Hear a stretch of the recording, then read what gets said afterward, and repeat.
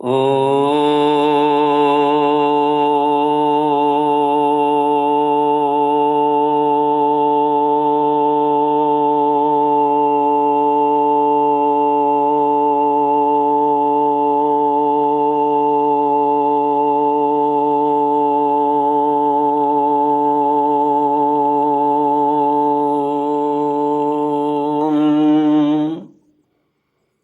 श्री गुरुचरण कमलेभ्यो नमः।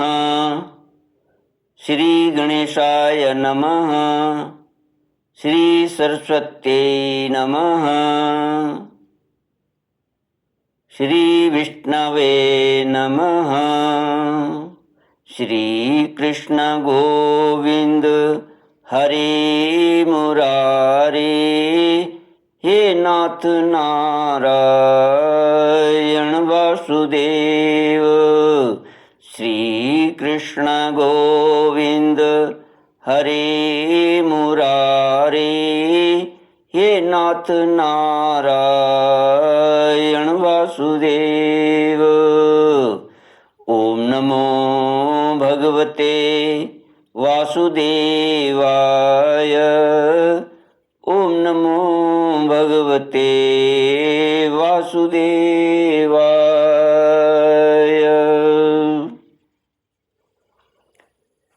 कृष्णाय वासुदेवाय हरये परमात्मने प्रणतक्लेशनाशाय गोविन्दाय नमो नमः।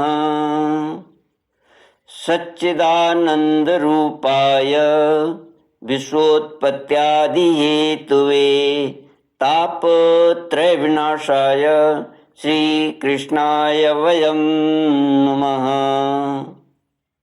सच्चित आनंद स्वरूप परमात्मा जो सृष्टि के उत्पत्ति, पालन और श्रृंगार करता है तथा जीवों के आध्यात्मिक, आदि दैविक, आदि भौतिक तापों को नष्ट करने वाले हैं, अर्थात जीवों के मानसिक, शारीरिक और भौतिक दुखों को दूर करने वाले हैं, उन श्री कृष्ण भगवान को हम नमस्कार करते हैं।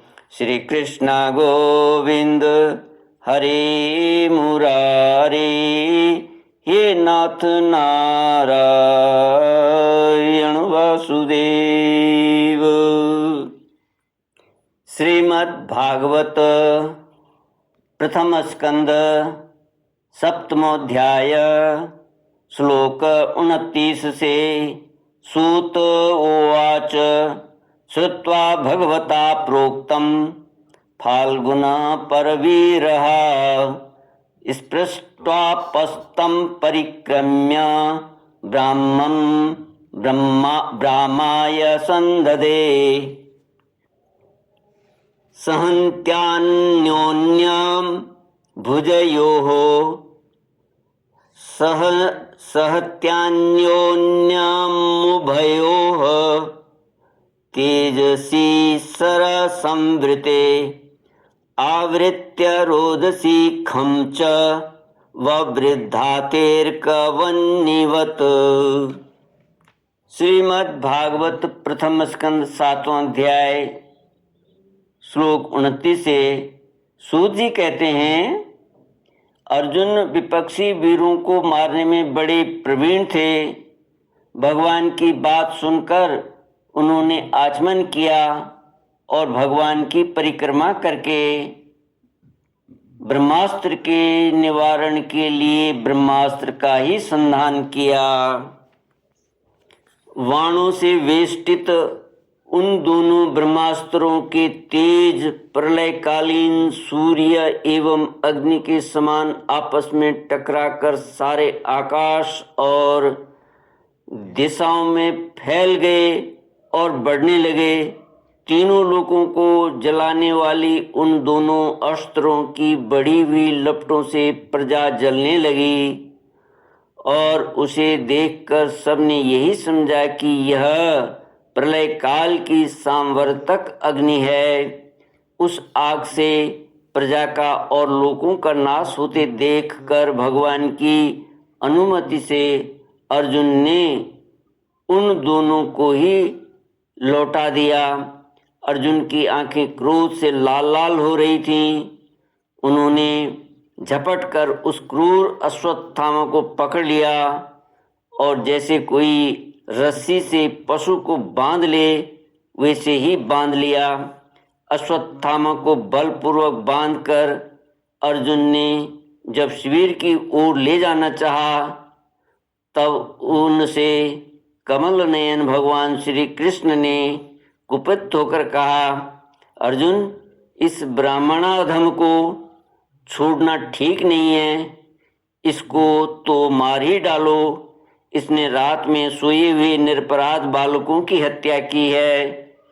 धर्मवेता पुरुष असावधान मत वाले पागल सोए हुए बालक स्त्री विवेक ज्ञान शून्य शरणागत रथहीन और भयभीत शत्रु को कभी नहीं मारना चाहिए, परंतु जो दुष्ट और क्रूर पुरुष दूसरों को मारकर अपने प्राणों का पोषण करता है, उसका तो वध ही उसके लिए कल्याणकारी है, क्योंकि वैसी आदत को लेकर यदि वो जीता है तो और भी पाप करता है और उन पापों के कारण नरकगामी होता है।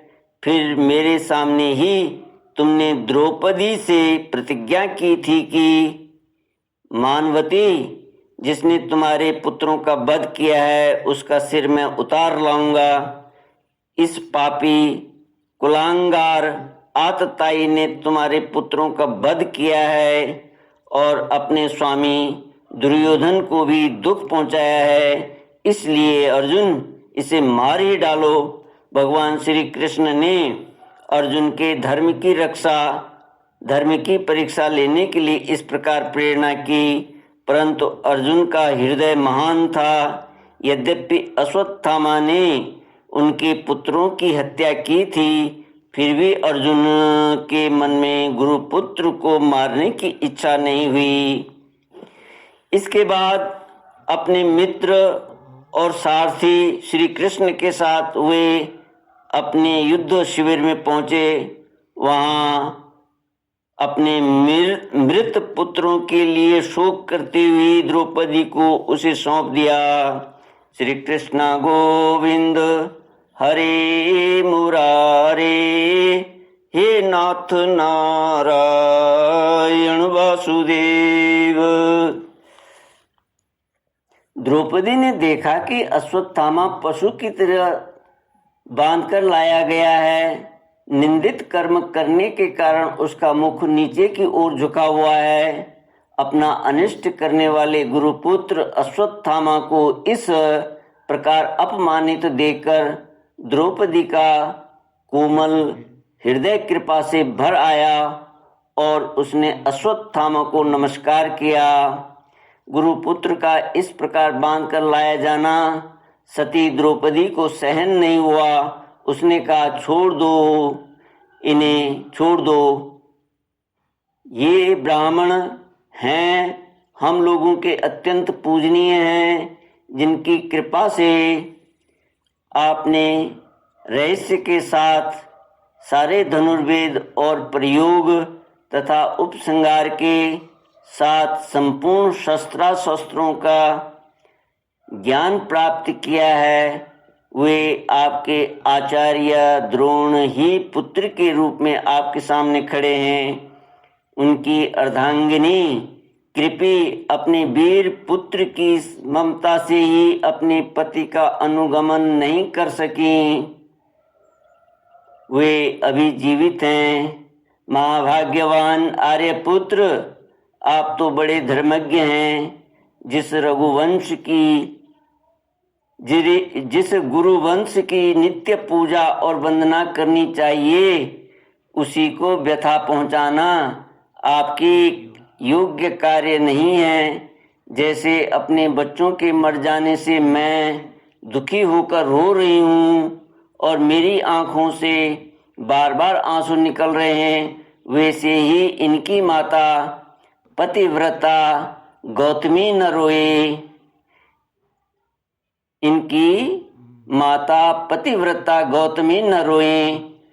जो उच्छृंखल राजा अपने कुकृत्यों से ब्राह्मण कुल को कुपित कर देते हैं, वह कुपित ब्राह्मण कुल उन राजाओं को सपरिवार शोकाग्नि में डालकर शीघ्र ही भस्म कर देता है। श्री कृष्ण गोविंद हरे मुरारे, हे नाथ नारायण वासुदेव। सूत ने कहा, सौनकादि ऋषियों, द्रौपदी की बात धर्म और न्याय के अनुकूल थी। उसमें कपट नहीं था, करुणा और समता थी।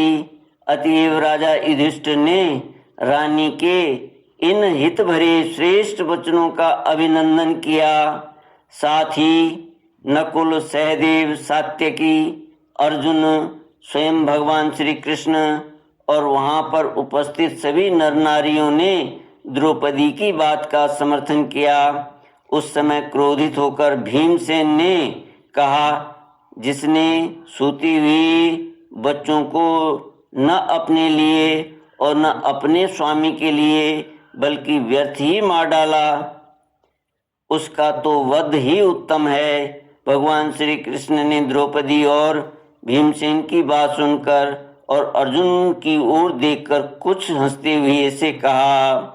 भगवान श्री कृष्ण बोले, पतित ब्राह्मण का भी वध नहीं करना चाहिए और आतताई को मार ही डालना चाहिए।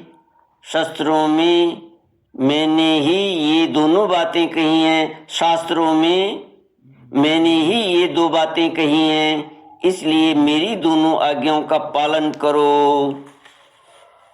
तुमने द्रौपदी को सांत्वना देते समय जो प्रतिज्ञा की थी उसे भी सत्य करो।